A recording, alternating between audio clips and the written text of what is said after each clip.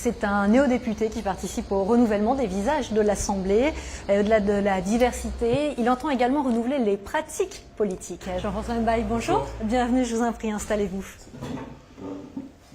Jean-François Mbaye, vous êtes un député de la nouvelle génération. Qu'est-ce qui vous différencie de vos prédécesseurs? C'est que c'est mon premier mandat déjà. Je crois qu'il y a des codes que l'on n'avait pas quand on est arrivé. On va regarder ensemble votre arrivée à l'Assemblée. Ce sont vos premiers pas dans l'hémicycle. Qu'est-ce qu'on ressent à ce moment-là? Une grande émotion parce que, vous savez, quand je suis arrivé là pour la première fois, j'ai pensé à une personne en particulier qui a bercé mon enfance de par ses œuvres littéraires, c'est Léopold Sédar Senghor. Léopold Sédar Senghor qui, je vous rappelle, a siégé sous la 4e République et étant sénégalais, d'origine sénégalaise, tout comme Senghor, ça m'a fait beaucoup un petit pincement au cœur et voilà, une petite fierté de se dire après Senghor, il y a un autre franco-sénégalais qui siège à l'Assemblée nationale. Émotion après l'élection, qu'est-ce qu'on ressent aussi dans cet hémicycle? C'était comme ça que vous l'imaginiez? Écoutez, non, parce que on avait l'habitude de voir l'hémicycle de très loin. Là, on est entré dans ce palais Bourbon. Je n'imaginais pas, par exemple, les sièges aussi étroits que ça. Mais voilà, j'ai ressenti une certaine forme de chaleur. Vous savez, quand vous arrivez à l'hémicycle, vous êtes tous ensemble, les 577 députés, et une espèce de chaleur qui se dégage. Pourquoi avoir décidé de vous lancer dans les législatives et de devenir député? Vous savez, l'adage qui dit « l'appétit vient en mangeant », c'est vrai que en 2016, quand j'ai commencé à suivre celui qui à l'époque était le candidat, j'ai d'abord voulu croire à une espèce de nouvelle dynamique dans un mouvement nouveau. Ça m'a rappelé effectivement ce modem d'il y a quelques années, ce mouvement de François Bayrou, ou cette impulsion qu'avait donné François Bayrou, que j'avais d'ailleurs sympathisé à ce moment-là. J'étais pas adhérent à modem, mais j'étais plutôt sympathisant des idées centristes, des idées du modem. Mais vous n'allez pas plus loin. Qu'est-ce qui vous retient? Je crois que je n'étais peut-être pas au bout de la réflexion dans les idées de François Bayrou. Et puis, j'ai considéré que François Bayrou s'était à un moment donné, entre guillemets, éteint trop vite. Et je pense qu'il n'est pas allé jusqu'au bout et c'était un petit peu désolant pour moi parce qu'on retombait finalement dans une politique la gauche ou la droite. Et donc, je me suis dit à passer 35 ans, bientôt la quarantaine, c'est le moment peut-être de s'engager de manière beaucoup plus durable ou plus objective que ça. C'est Emmanuel Macron, le déclic, c'est l'homme? Il y a l'homme, il y a les idées. Il y a l'homme, il y a les idées, il y a la foule que ça a entraîné derrière lui, il y a cette jeunesse, il y a tous ces jeunes que j'ai pu voir dans les quartiers. Vous savez, moi je vis dans un territoire qui n'est pas pauvre, mais dans un territoire qui n'est pas celui de Paris, où la jeunesse a souvent tendance à s'éloigner de la politique. Et là, tout d'un coup, j'ai revu les jeunes parler de politique, les moins jeunes. Donc ça m'a donné envie, voilà, ça m'a donné envie en tout cas d'aller avec eux et d'impulser quelque chose de nouveau. La politique, elle était présente dans votre famille? Oui, elle était présente et c'est d'ailleurs toujours un moment particulier quand j'en parle parce que je pense à une deuxième personne qui est ma grand-mère maternelle qui a été conseillère municipale d'une île historique, l'île de Gorée, originaire de là-bas. Et donc on parlait avec ma grand-mère, on parlait politique, elle aimait bien discuter des enjeux, de sa vision. Et puis ça a continué avec mes parents.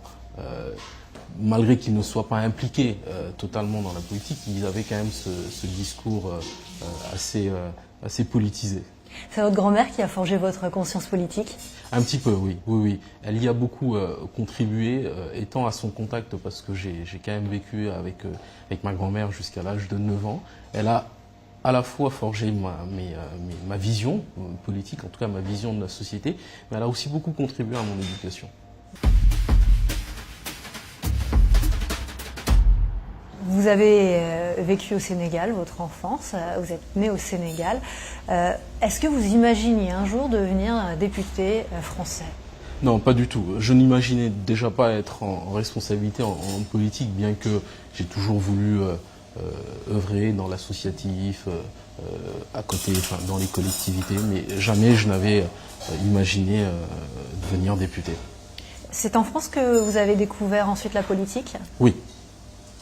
Oui, puisque je suis arrivé en France après mon bac au Sénégal et que j'ai commencé d'abord à militer dans des associations à Perpignan.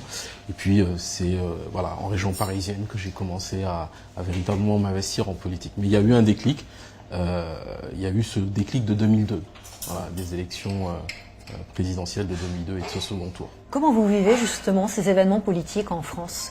Vous, jeune Sénégalais qui arrivez pour faire vos études. J'avais jamais imaginé déjà que l'on puisse, déjà en 2002, s'imaginer que des idées extrémistes, des idées extrêmes pouvaient rassembler autant de personnes. Moi j'ai vécu au Sénégal sous un prisme politique qui était le socialisme modéré.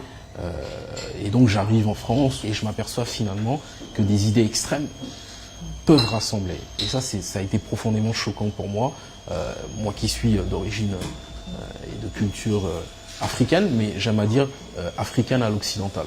Vous l'avez justement subi, la discrimination, quand vous êtes arrivé en France? Vous savez, moi je suis arrivé à Perpignan en 97. Les discours qui étaient portés à l'époque, c'était la sécurité, l'immigration et finalement les Noirs et les Arabes. Donc j'ai pas peur de le dire, je crois que ça a été quelque chose que l'on a subi, que l'on a vu et que l'on a touché du doigt à une certaine période. Et comment on le vit personnellement, humainement? Très mal parce qu'on ne se sent pas comme ça. Vous savez, je me suis jamais senti comme étant différent de celles et ceux qui m'entouraient. Et le fait qu'on nous le fasse sentir nous plonge finalement quelquefois dans le désarroi.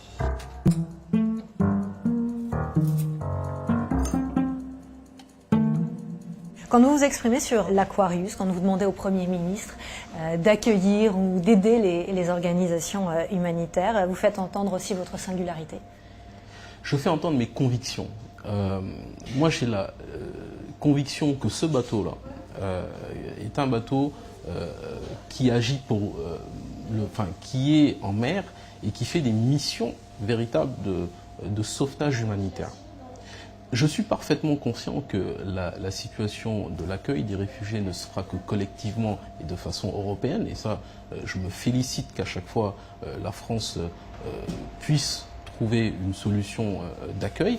Mais ce que je dis, ce qu'on a voulu dire et ce que j'ai voulu dire au Premier ministre, c'est qu'il y a deux choses qu'il faut distinguer. Il y a l'accueil des réfugiés, il y a l'accueil de ces migrants que l'on récupère en mer, mais il y a la situation du bateau qui aujourd'hui ne peut plus exercer sa mission première. Et pour moi, c'est fondamental. Je ne peux pas cautionner que l'Aquarius soit le seul bateau en mer Méditerranée et que, pour des raisons logistiques de pavillon, qu'on ne se penche pas sur la question. Et c'est ce que j'ai voulu dire. J'ai voulu exprimer ma conviction. Et est-ce que vous vous sentez à votre place dans ce groupe de La République En Marche? Oui, sinon je l'aurais quitté. Il peut y avoir des avis différents, des frottements, mais globalement, vous êtes à votre place. Mais il faut qu'il y ait des avis différents. La politique, c'est une confrontation d'idées, même au sein d'un groupe. On n'est pas tous... Vous savez, la République En Marche, c'est des gens de la société civile.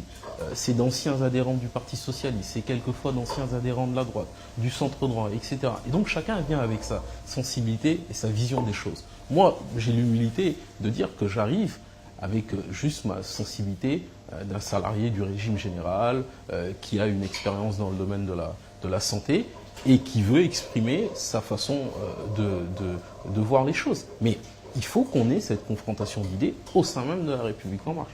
Sur la santé, vous vous exprimez, notamment lors des débats sur la révision des lois de bioéthique. On vous écoute.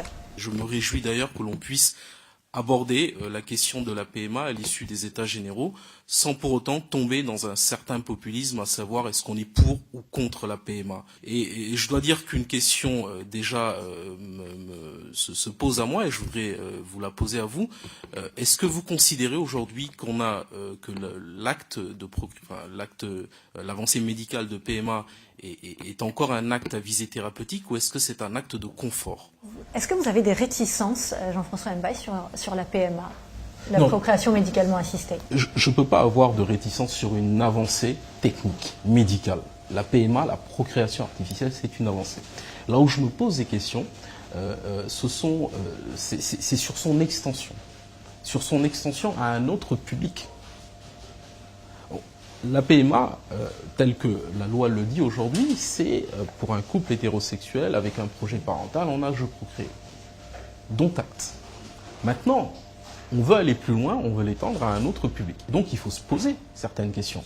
Il faut se poser les questions de son remboursement par la solidarité nationale, par la sécurité nationale. Il faut se poser la question du critère d'infertilité qui serait ou pas mis sur un couple de femmes de même homosexuels, sur une femme seule. Enfin, ce sont toutes ces questions-là qui aujourd'hui doivent en tout cas guider notre réflexion sur une extension de la PMA. Et toutes les fois où des journalistes m'ont posé la question est-ce que vous êtes pour ou contre la PMA, je leur réponds en disant c'est assez terre à terre de demander si on est pour ou contre une technique d'avancée médicale.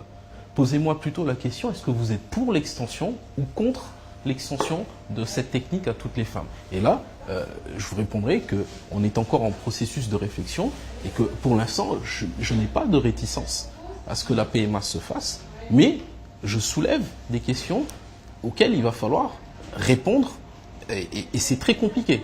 Merci à vous. Merci Jean-François Mbaye d'avoir accepté de vous livrer dans Et moi et moi. Merci.